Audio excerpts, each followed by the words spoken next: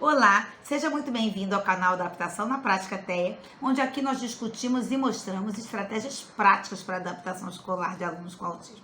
Para quem não me conhece, meu nome é Cristiane, eu sou pesquisadora, professora e, sobretudo, mãe de uma menina linda que foi diagnosticada com autismo por volta dos 3 anos de idade e hoje já está com 13 no Fundamental 2, graças a Deus, muito bem incluída. E o que eu trago aqui é a minha experiência ao longo de uma década convivendo com autismo, diariamente sob essas 3 facetas e, sobretudo, os desafios de uma inclusão. E o nosso tema de hoje é história. Como possibilitar o ensino dessa disciplina tão desafiadora, não é? E a primeira pergunta que muita gente faz para mim é: Cristiane, história? Nossa, é tanta coisa. Vale a pena adaptar? Como a gente faz essa adaptação, não é? Não é à toa que eu tô aqui com uma mesa que eu vou mostrar para vocês das adaptações feitas desde o início, não é? Quando houve a necessidade de começar a fazer a adaptação de material, até hoje, que ela hoje já está no 7º ano, né? Graças a Deus já acabando, o ano está acabando, e a gente vê, vocês vão ver, sobretudo, a evolução dessas adaptações, e o grande objetivo do vídeo de hoje é mostrar para vocês, tirar esse estigma, né, de que é algo impossível, de que é algo que não dá para fazer, não é? Adaptar história exige muito planejamento, sobretudo. Então, planejamento numa disciplina que é extensa, numa disciplina que é desafiadora, sim. Afinal de contas, quando você abre um livro de história, você vê, pelo tamanho do livro-texto, que é a disciplina, ao meu ver, que se exige mais em termos de adaptação, não é? Não sei se eu estou falando isso porque eu venho de exatas e biológica, não é? Mas sim, com certeza, mesmo quem me ajuda em humanas, é assim a disciplina que tem mais volume de assuntos para serem adaptados. E porque exige também muito senso crítico, muitas conexões e exige muita teoria da mente, que são requisitos debilitados, costumam estar em defasagem no espectro autista. Então, o que se espera, por exemplo, de um aluno de humanas? Que ele tenha um senso crítico muito bom, e isso é prejudicado no espectro autista, e por isso que a gente vai conversar muito aqui de transformar essas questões discursivas, por exemplo, e de cunho crítico, expresse sua opinião, o que você achou a respeito de tal coisa, são questões que precisam sim ser adaptadas ao longo, talvez, de toda a trajetória escolar. E você vai precisar dar o subsídio para essa adaptação ir sendo feita e ir sendo minimizada, não é? Que, na verdade, é esse o grande objetivo da adaptação. Mas, por si só, fazer uma adaptação de história, ela é desafiadora por conta do grande volume da matéria, ok? E eu vou começar logo na prática, mostrando para vocês os exemplos, como foi essa migração e as estratégias que vocês podem utilizar para fazer a adaptação de vocês aí, que eu tenho certeza que talvez fiquem muito melhores que as minhas, porque vai ser a área aí de muita gente, né? Professores de história, se habilitem a fazer as adaptações. Parabéns a vocês, para mim é uma disciplina linda, não é? Um país que conhece a sua história, é um país forte, não é? O Brasil precisa conhecer a sua história e isso explica muita coisa, não é? Lá na matemática é engraçado que eu tenho um rapaz lá que está fazendo doutorado em história e terminando a graduação de matemática. E eu acho fantástico essa conexão entre essas duas áreas, né? E como inclusive esse diálogo e essa conversa entre as áreas traz grandes benefícios, sobretudo para a prática de inclusão, ok? Vamos lá, começando pelo terceiro ano, não é? Vocês vão ver aqui que é uma tabela, não é aquela matéria, tipos de documentos, documentos escritos, não escritos e arquitetônicos. E aí eu fiz questão de, vejam que eu fiz numa folha simples, escrita à mão, peguei as fotos do próprio livro para poder conectar o livro ao resumo, não é? Quanto mais você puder fazer isso, melhor. E aí, escritos, não escritos e arquitetônicos. Fiz uma tabela fixa. É muito interessante quem puder fazer um segundo igual com as tabelas soltas, porque aí você pode fazer a aprendizagem sem erro, que é dizer, por exemplo, colocar a foto de um livro e a criança sobrepor onde está o livro, onde está, por exemplo, a estátua e aonde está a paisagem e depois retirar essa dica visual e deixar as tabelas apenas escrito, não é escrito, não escrito e arquitetônico, e pedir para a criança com as figuras colocar na tabela nos locais certos. Essa é uma prática que eu sempre utilizo lá nas redes e que você consegue fazer esse treino de aprendizagem da tabela, vindo da aprendizagem sem erro até realmente confrontar se esse ensinamento foi adquirido, ok? Várias tabelas, vocês vão ver várias tabelas aqui. Aqui um exemplo de jangadeiro, rendeira, vaqueiro e barranqueiro, né?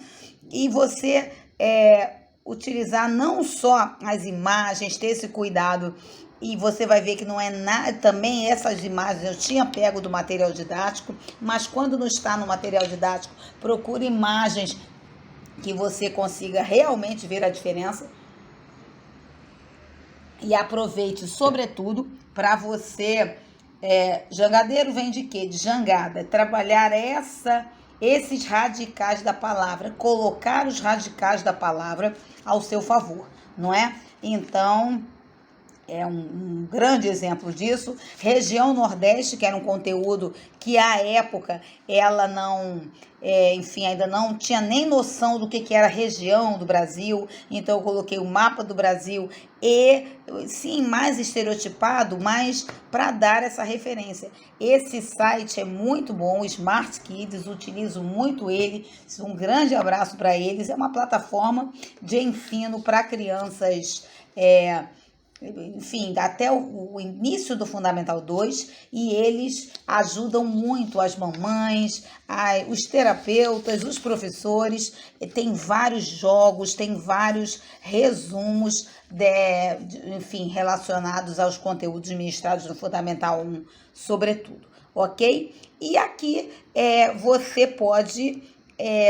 continuar aqui uma questão de tabela, utilizando aqui os documentos, por exemplo, fontes históricas, documentos, tradição oral, coleção, objeto arqueológico. E aí o esquema de tabelas com figuras para dar representatividade. Ok?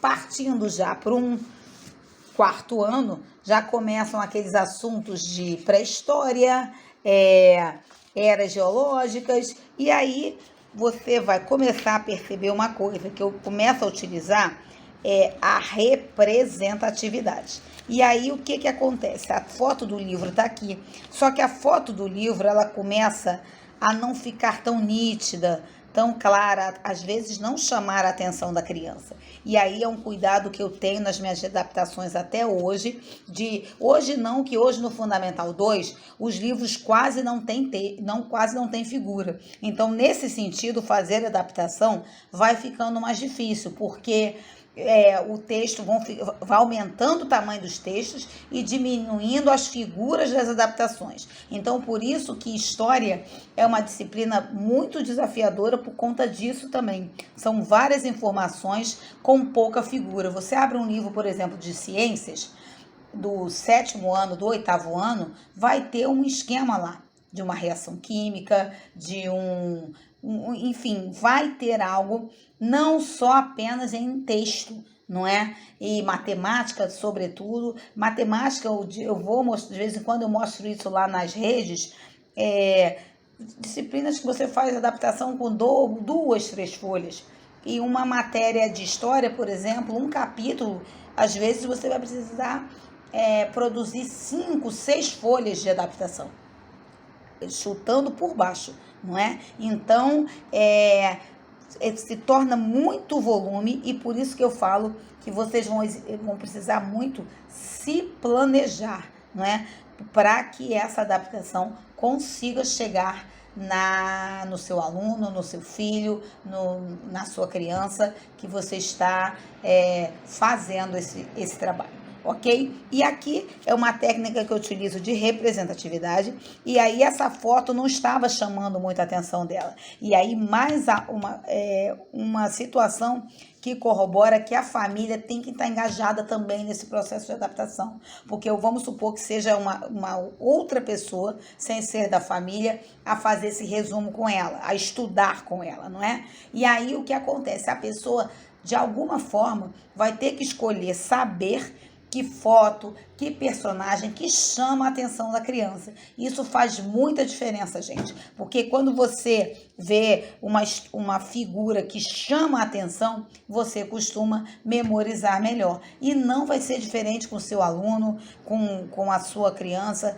com o seu adolescente com autismo. Algo que nos chama, que a gente gosta mais, nos chama a atenção. A época, ela gostou dessas 3 figuras e eu fiz questão de fazer essa sobreposição, porque senão é um homem do lado de uma pedra, não necessariamente um homem das cavernas. E aqui, quando eu coloquei a figura de um personagem animado das cavernas, de rei e rainha, para ela não conseguiu perceber, por exemplo, que era um absolutismo. E aí são coisas que você pode fazer essa sobreposição, colocando uma foto em cima da outra e fazendo essas conexões. No caso aqui, era logo aqueles capítulos iniciais, o que a história faz, estudo passado, não é? E aí eu fiz esse esquema aqui de história.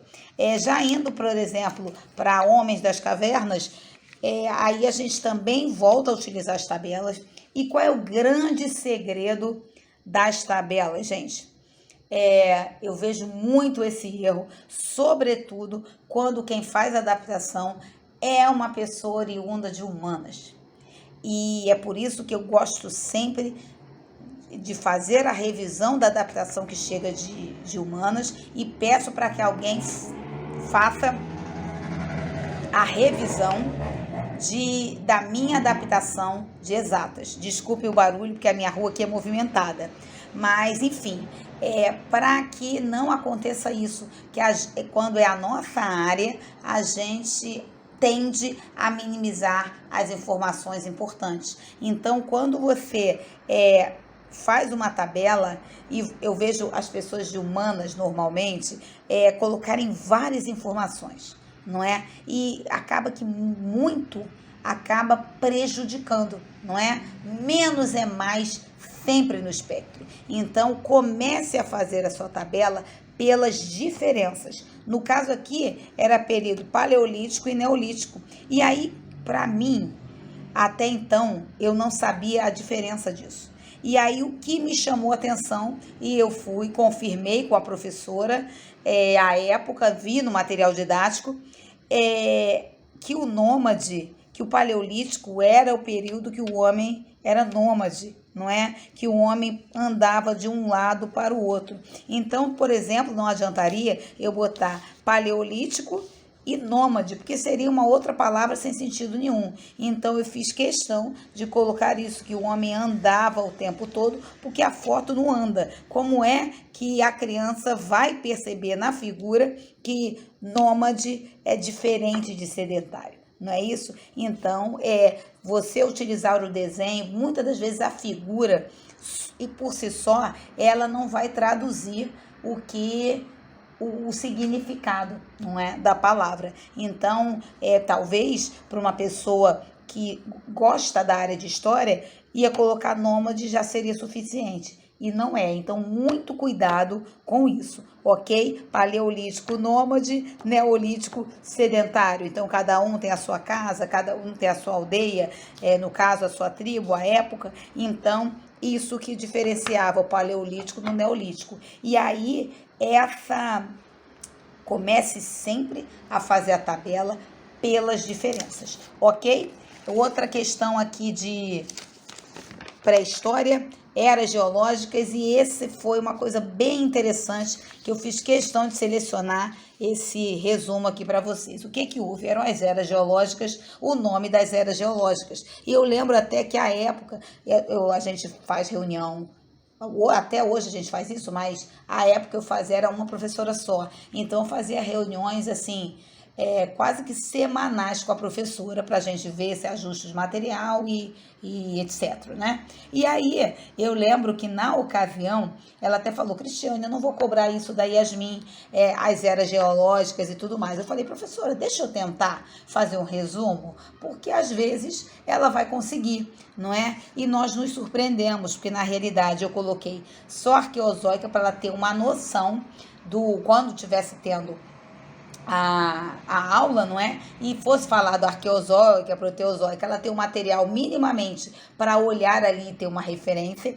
E a gente se surpreendeu, porque foi ela mesmo que deu essas características, que a terra era muito quente, que estava muito calor, e aí estava no material terra muito quente. Nós escrevemos terra muito quente aqui, então, mas mesmo, eu acho que até não teve uma avaliação, teve até uma pergunta assim, marque quais opções que estão as eras geológicas. E aí estavam lá as 4 e ela inclusive acertou. Então, mesmo que aparentemente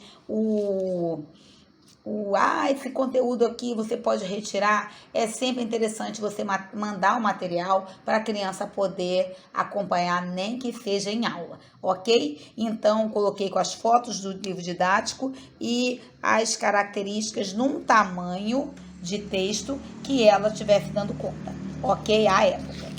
E outra coisa, mesmo exemplo de quando os nomes são às vezes rebuscados e a gente acha que o aluno do espectro não vai pegar. E foi isso aqui, as eras dos homens, né? O homem habilis, o erectus, até chegar no sapiens, né? E eu fazendo o resumo, já estava fazendo o resumo à época, logo no início, eu fazia o resumo às vezes apavorada, porque quando você olha o tamanho do livro-texto, a gente fica apreensivo, né? Com tantas coisas, com tantos questionamentos. E aí eu coloquei homo habilis, habilidoso, fiz questão de puxar pelo radical, então percebam, aproveite o que está material, o radical, o nome da palavra, e aí fotos que dessem essa representatividade dessa característica, que no caso era carne crua, não usava fogo. E eu achei interessante que a partir do Homo erectus é quando se passou a utilizar o fogo. E quando eu peguei a foto e estava pareando para montar o esquema, ela que me disse: mãe, esse aqui tem fogo, ou seja, chamou a atenção.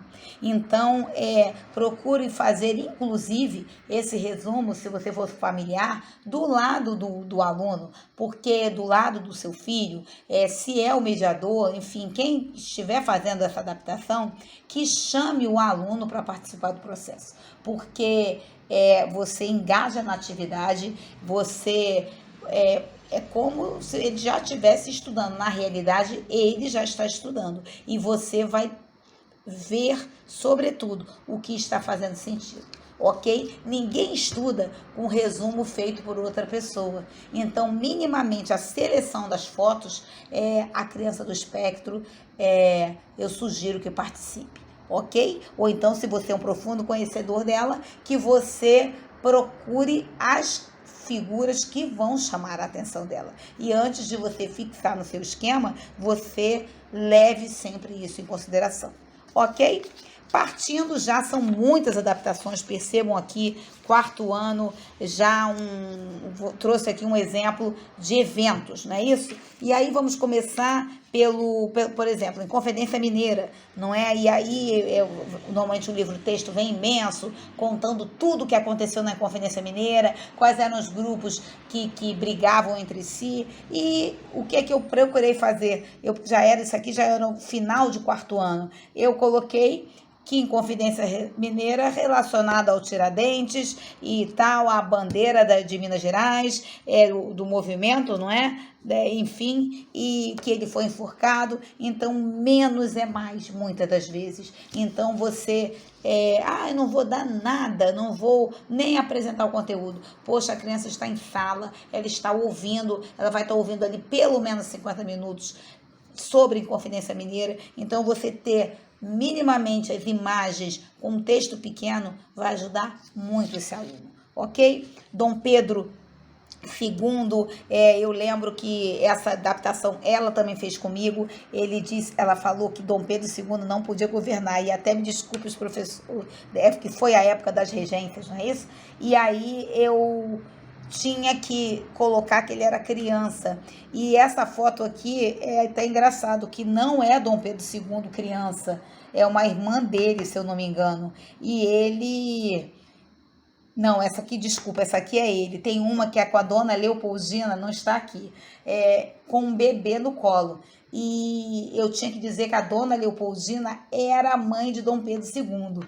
E aí eu falei, desculpe, licença poética, e eu coloquei ele como o bebê da foto com a dona Leopoldina, que ela teve vários filhos, mas o bebê da foto em questão não era Dom Pedro II. E aí no trabalho eu precisava, uma pena não estar aqui, no trabalho eu precisava mostrar quem era a mãe de Dom Pedro II, né, quem era a esposa de Dom Pedro I, e ela entendeu perfeitamente que a dona Leopoldina, sim, era a nossa imperatriz. Então, foi bem interessante, e essa foto aqui, especificamente, ela adorou, porque ela falou, mãe, ele está tocando tambor, né? E aí eu falei, ele respeitava, assim, muita coisa das nossas matrizes, e ele com 5 anos, e essa é uma foto realmente dele com 5 anos, e aqui ele já com 14, e aí coloquei o império, e mesmo essa questão, não sei se a criança vai pegar, gente, ela está em sala, ela está ouvindo sobre alguém, é muito melhor ela ter algo material à mão para ela acompanhar, de alguma forma, até, não é se distrair, mas dar materialidade a ela, ao que está sendo aplicado em sala, ok? Descobrimento do Brasil, a mesma coisa, trouxe esse resumo para vocês verem que você pode, por exemplo, selecionar vídeos anteriormente e utilizar isso no seu resumo. E esse aqui é uma foto que eu tirei do vídeo da plataforma Ensinando Meu Filho. É uma plataforma no YouTube maravilhosa que eu amo. São 3 que eu sempre recomendo. Ensinando Meu Filho, Smile and Learn e Smart Kids.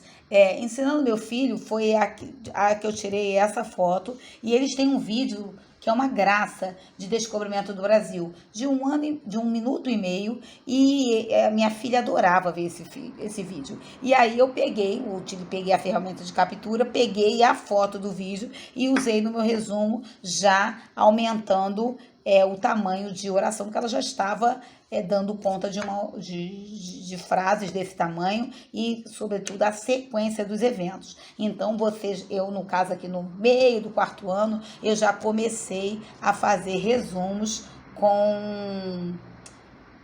utilizando essa prática também, de colocar os pedaços, figuras, e em cima não apenas a palavra-chave, mas já descrevendo o que foi acontecendo, dando essa sequência de acontecimentos, que é o que acontece em história, né? São vários acontecimentos que a gente tem que sequenciar, ok?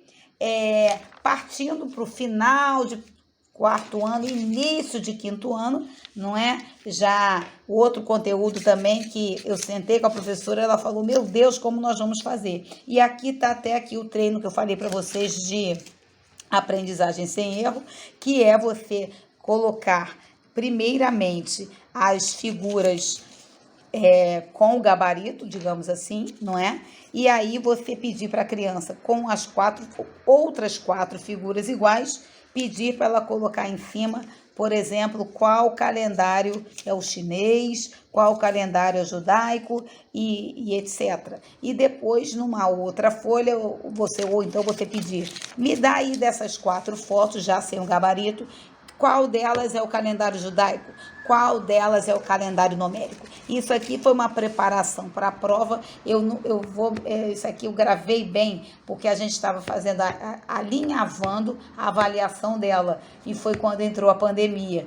Mas essa seria provavelmente uma questão até para ser colocada na prova, que seria, por exemplo, para as crianças neurotípicas, seriam as fotos dos calendários apenas, e a dela sim teria as quatro opções para aí sim fazer o pareamento. E essa, por exemplo, é uma adaptação de questão sem problemas, ok?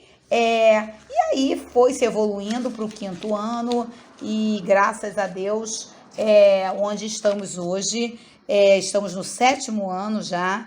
Aqui, 5º ano, já uma diferença de monarquia e república. Percebam que diferente da tabela que eu mostrei no início, já é uma tabela com mais informações, porque o que está acontecendo ao longo da trajetória escolar dela? Está acontecendo a evolução da leitura e da escrita. Então, história é uma disciplina que vai possibilitar ver português de outra forma, não é? E percebam que, se bem adaptada, bem estruturada, com figuras, dando esse subsídio, esse suporte, você consegue sim, pode e deve aproveitar dessa disciplina, tá? Porque são histórias que você consegue, histórias que traduzem sim a nossa história e que podem sim estar dentro desse currículo. Claro que cada caso é um caso, cada aluno é um aluno, mas o grande objetivo desse vídeo aqui é, sobretudo, desmistificar que o ensino de história não é possível numa criança no espectro. E vocês estão vendo aqui que não é? Você pode sim. Não é fácil, não vou enganar vocês, exige esse planejamento, mas você se estruturando para fazer, você vai conseguir sim. Conte conosco aqui para o que precisar. Aqui uma outra evolução, que foi a questão antes de entrar no Fundamental 2, que são, por exemplo, um resumo, né, pequeno de por exemplo, da invasão francesa no Rio de Janeiro. E aí, tópicos, evoluir para tópicos, mesmo sem figuras. Eu já tive subsídio da figura aqui. E evoluir para tópicos quando não há figura, né? Que são aqueles assuntos que não tem nem onde achar figura. E aí você pode sim trabalhar, dependendo do nível de leitura escrita da criança, né, do adolescente, também para tópicos. E aí, no caso, eu precisei focar onde? Nas diferenças. Os franceses invadiram o Rio de Janeiro, os holandeses invadiram Salvador e Pernambuco. Franceses vieram explorar o quê? O pau-brasil. E holandeses vieram explorar o quê? A cana-de-açúcar. Então, foi algo que eu peguei do livro didático e, pela diferença, eu consegui fazer o resumo. Ok? E aí, terminando, vamos para o Fundamental 2, não é? E aí eu mostrei, esse eu acho que eu não mostrei ainda na rede. Por exemplo, a diferença entre espartano e ateniense. E aí os textos imensos, não é isso? Os livros de textos, mas, sobretudo, que os espartanos eram os guerreiros e os atenienses eram os intelectuais, os artistas. E aí, gente, percebam que eu já vou me tornando, vou aumentando esse nível de complexidade dessas adaptações, mas sempre tomando por base as mesmas técnicas, montando as tabelas pelas diferenças. Então, monoteísta, um Deus, figura. Isso aqui é um exemplo de adaptação de 6º ano e que funcionou muito, não é? Conceitos que vão ser utilizados ao longo da disciplina inteira, monoteísta, politeísta, e é um conceito que, estando numa tabela simples, a criança, quando a professora está falando lá politeísta, ela sim vai ver que são vários deuses, ou deixar ele na bolsa quando, e aí por isso que tem que ter o ajuste com o professor, não é? Para esse conteúdo vai sendo revisitado ao longo da disciplina. Isso é bastante interessante que acontece em história, ok? Aqui, esse esquema eu já fiz lá coloquei no Rios esses dias, que é daquele site Descomplica. Também eles fazem um esquema de vestibular, de Enem, não é? E aí associando as tartarugas ninja aos nomes dos artistas. Só que lá no Descomplica só tem Leonardo da Vinci associando a sua obra, não é isso? Cada artista a sua obra. E eu precisava que ela entendesse que o Leonardo da Vinci era uma pessoa.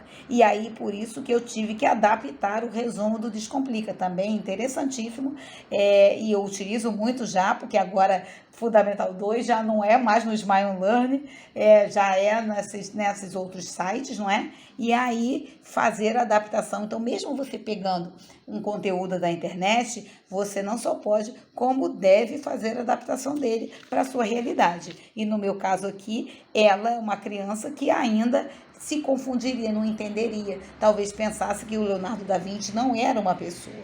E aí eu fiz questão de fazer essa adaptação e mostrar para vocês, ok? Aqui já um exemplo de que, por exemplo, acontece num absolutismo. E aí mostramos isso a ela, que tem uma burguesia, que tem uma nobreza, quem era amigo do rei, quem não era, e as características do mercantilismo, para que esses nomes comecem a dar sentido. Então, fotos com o que significaria um mercantilismo, o que colonialismo, por exemplo, está ligado a colônias. Então, utilizar os radicais das palavras é uma outra estratégia muito interessante, ok? Egípcios, esse esquema eu já mostrei lá. Eu utilizei aqui também fotos que eu peguei, e esse aqui foi no Smile Learn. O vídeo do Smile Learn de egípcios está maravilhoso, com as características dos egípcios. E aí, utilizei tanto para os egípcios e fenícios, já foi pelo Smart Kids, que é outro maravilhoso, que eu amo, sempre recomendo. E conectando, fazendo as capturas dos sites e das figuras que, no caso dela, dão mais representatividade e são difíceis de achar, então por isso que eu gosto de falar deles aqui e fazer essa conexão com o que está sendo aplicado em sala, ok? O último, que foi o queridinho aí da semana passada, que foi astecas, incas e maias, e só para vocês entenderem como funciona no dia a dia, não é isso? Eu recebo, não é, o resumo do livro, né, que o livro texto é imenso, e eu faço as tabelas, as categorias das tabelas. Então, aqui no caso, eu tenho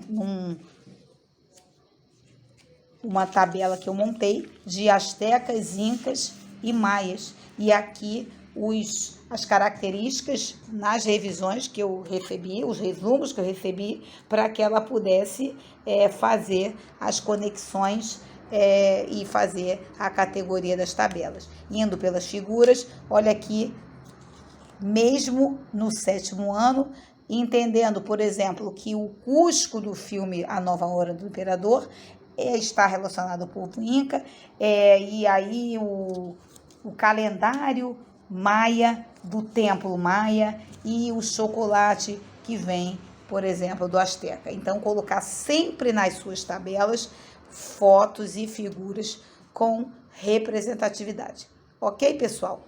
Terminando mesmo agora como um livro-texto começava no 3º ano e como um livro-texto, como eu peguei isso aqui, foi uma uma revisão, desculpa, essa aqui já foi avaliação, e aí eu montei a questão, mandei como revisão e acabou sendo utilizada até para avaliação dela, desse tema invasão holandesa e tal, e percebam que eu utilizei as fotos do próprio livro-texto e fazendo essa conexão do livro-texto para avaliação, não é isso? E aqui já no livro-texto atual, não é? Já trabalhando o quê? Tem os resumos, tem as tabelas estruturadas e trabalhando sim, percebam, na pergunta, ir direto na pergunta. O que acontece muito no 7º ano é que o texto ele já começa a não dizer o que ele não está escrito literalmente lá o que a resposta, não é isso? E aí talvez você tenha que subsidiar essa resposta, você dar um texto completando, ou então ter que procurar no texto para que você consiga aproveitar o script, não é? Porque justamente é uma matéria que exige o senso crítico, muitas vezes é o que você acha. Então colocar em 2 opções, colocar de uma forma que esse aluno consiga responder, vai ser fundamental. Tá ok, pessoal? Grande abraço, me despeço por aqui e já perceberam o volume de matérias, mas o que eu quis trazer sobretudo aqui é a trajetória de história ao longo desses anos todos, mas que apesar de desafiadora, tem me surpreendido bastante. Muito obrigado, grande abraço.